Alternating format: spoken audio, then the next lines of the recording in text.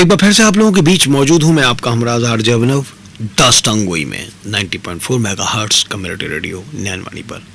कहानी की शुरुआत करता हूं कल से आगे। कहानी है मुक्तिधन, लेखक मुंशी प्रेमचंद। खेती की हालत अनाथ बालक की सी है। जल और वायु अनुकूल हुए तो अनाज के ढेर लग गए। इनकी कृपा न हुई तो लहलहाते हुए खेत कपटी मित्र की भांति दगा दे गए। ओला और पाला, सूखा और बाढ़, टिड्डी और लाही, दीमक और आंधी से प्राण बचे तो फसल खलिहान में आई। खलिहान से आग और बिजली दोनों का ही बैर है। इतने दुश्मनों से बची तो फसल नहीं तो फैसला। रहमान ने कलेजा तोड़कर मेहनत की, दिन को दिन और रात को रात ना समझा। बीवी बच्चे दिलो जान से लिपट गए। ऐसी ऊख लगी कि हाथी घुसे तो समा जाए। सारा गांव दांतों तले उंगली दबाता था। लोग रहमान से कहते, यार अब की तुम्हारे पौ 12 हैं, हारे दर्जे 700 तो कहीं नहीं गए, अब की बेड़ा पार है। रहमान सोचा करता, अब की जो ही गुड़ के रुपए हाथ आए सबके सब ले जाकर लाला दाऊदयाल के कदमों पर रख दूंगा। अब अगर उसमें से वो खुद 2-4 रुपए निकाल कर दे देंगे तो ले लूंगा, नहीं तो अब की साल और चूनी चोकर खाकर काट दूंगा। मगर भाग्य के लिखे को कौन मिटा सकता है। अगन का महीना था। रहमान खेत की मेड़ पर रखवाली कर रहा था। ओढ़ने को केवल एक पुराने गाड़े की चादर थी, इसलिए ऊख के पत्ते जला दिए थे। सहसा हवा का एक ऐसा झोंका आया कि जलते हुए पत्ते उड़कर खेत में जा पहुंचे। आग लग गई। गांव के लोग बुझाने पहुंचे, मगर आग की लपटें टूटते तारों की भांति एक हिस्से से उड़कर दूसरे हिस्से पर जा पहुंची। सारे उपाय व्यर्थ हुए। पूरा खेत जलकर राख का ढेर हो गया और खेत के साथ रहमान की सारी अभिलाषाएं नष्ट भ्रष्ट हो गईं। गरीब की कमर टूट गई, दिल बैठ गया, हाथ पांव ढीले हो गए, पर उसी थाली सामने से छिन गई। घर आया तो दाऊदयाल के रुपयों की फिक्र सर पर सवार हुई। अपनी कुछ फिक्र ना थी, बाल बच्चों की भी फिक्र ना थी। भूखों मरना और नंगे रहना तो किसान का काम ही है। फिक्र कर्ज की। दूसरा साल बीत रहा है। 2-4 दिन में लाला दाऊदयाल का आदमी आता होगा। उसे कौन मुंह दिखाऊंगा।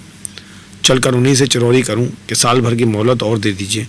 लेकिन साल भर में 700 के 900 हो जाएंगे। कहीं नालिश कर दी तो 1000 ही समझो। साल भर में ऐसी क्या खून बरस जाएगी। बेचारे कितने भले आदमी हैं। 200 रुपये उठाकर दे दिए। खेत भी तो ऐसे नहीं कि बेरेहन करके आबरू बचाऊं। बैल भी ऐसे कौन से तैयार हैं कि 200-400 मिल जाएं। आधे भी तो नहीं रहे। अब इज्जत खुदा के हाथ है। मैं तो अपनी सी करके देख चुका। सुबह का वक्त था। वो अपने खेत पर मेड़ पर बैठा अपनी तबाही का दृश्य देख रहा था। देखा दाऊदयाल का चपरासी कंधे पर लठ रखे चला आ रहा है। प्राण सूख गए।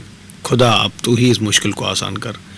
कहीं आते ही आते गालियां ना देने लगे। या मेरे अल्लाह, कहाँ छिप जाऊं। चपरासी ने समीपा पर कहा, रुपए लेकर देना नहीं चाहते। मियाद कल गुजर गई, जानते हो ना सरकार को। एक दिन की भी देर हुई और उन्होंने नालिश ठोकी, बेभाव की पड़ेगी।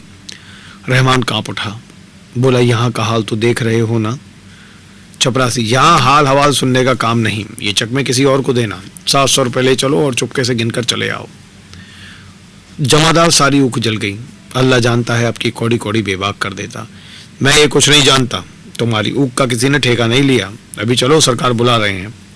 ये कहकर चपरासी हाथ पकड़ घसीटता हुआ चला। गरीब को घर में जाकर पगड़ी बांधने का मौका न दिया। 5 कोस का रास्ता कट गया और रहमान ने एक बार भी सिर न उठाया। बस रहकर या अली मुश्किल कुशा उसके मुंह से निकला जाता था। उसे अब इस नाम का भरोसा था। यही जब हिम्मत को संभाले हुए था, नहीं तो शायद वो वहीं गिर पड़ता। वो नैराश्य की उस दशा को पहुंच गया था जो मनुष्य की चेतना नहीं, उपचेतना शासन करती है। दाऊदयाल द्वार पर टहल रहे थे। रहमान जाकर उनके कदमों पर गिर पड़ा और बोला, खुदा बंद, बड़ी विपत पड़ी हुई है। अल्लाह जानता है कहीं का नहीं रहा। क्या सब ऊख चल गई। हुजूर चुन चुके हैं क्या। सरकार जैसे किसी ने खेत में झाड़ू लगा दी हो। गांव के ऊपर ऊख लगी हुई थी। गरीब परवर या दैवी आफत ना पड़ी होती तो और तो कहीं नहीं कह सकता, हुजूर से उरेन हो जाता। अब क्या सलाह है, दे तो हो या नालिश कर दूं। हुजूर मालिक हैं, जो चाहे करें। मैं तो इतना ही जानता हूं कि हुजूर के रुपए सिर पर हैं और मुझे कौड़ी कौड़ी देनी है। अपनी सोची नहीं होती। 2 बार वादे किए, दोनों बार झूठा पड़ा। अब वादा ना करूंगा। अब जो कुछ मिलेगा लाकर हुजूर के कदमों पर रख दूंगा। मेहनत मजदूरी से पेट और तन काट कर जिस तरह हो सकेगा आपके रुपए भरूंगा। दाऊदयाल ने मुस्कुराकर कहा, तुम्हारे मन में इस वक्त सबसे बड़ी कौन सी आरजू है।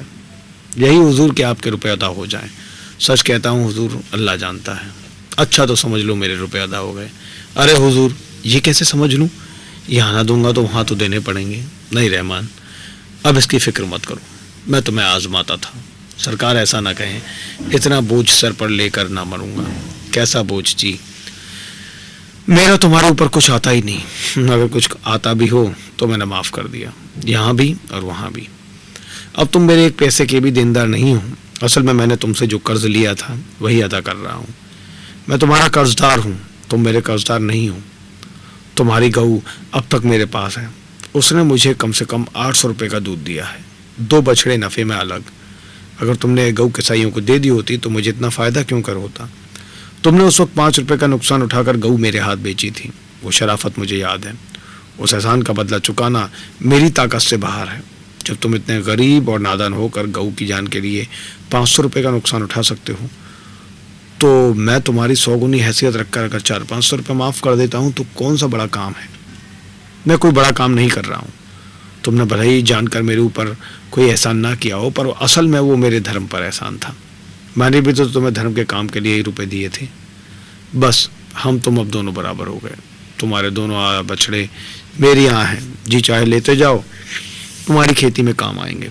तुम सच्चे और शरीफ आदमी हो, मैं तुम्हारी मदद करने को हमेशा तैयार रहूँगा। इस वक्त भी तुम्हें रुपयों की ज़रूरत हो तो जितने चाहे ले सकते हो। रहमान को ऐसा मालूम हुआ कि उसके सामने कोई फरिश्ता बैठा हुआ है। मनुष्य उदार हो तो फरिश्ता है और नीच हो तो शैतान। ये दोनों मानवीय वृत्तियों के ही नाम हैं। रहमान के मुंह से धन्यवाद के शब्द भी ना निकल सके। बड़ी मुश्किल से आंसुओं को रोक कर बोला, हुजूर को इस नेकी का बदला खुदा देगा। मैं तो आज से अपने को आपका गुलाम ही समझूंगा। दाऊदयाल, नहीं जी, तुम मेरे दोस्त हो। नहीं हुजूर, गुलाम। गुलाम छुटकारा पाने के लिए जो रुपए देता है उसे मुक्ति धन कहते हैं। तो बहुत पहले मुक्ति धन अदा कर चुके, अब भूल कर भी ये शब्द मुंह से ना निकालना। कहानी है मुक्ति धन।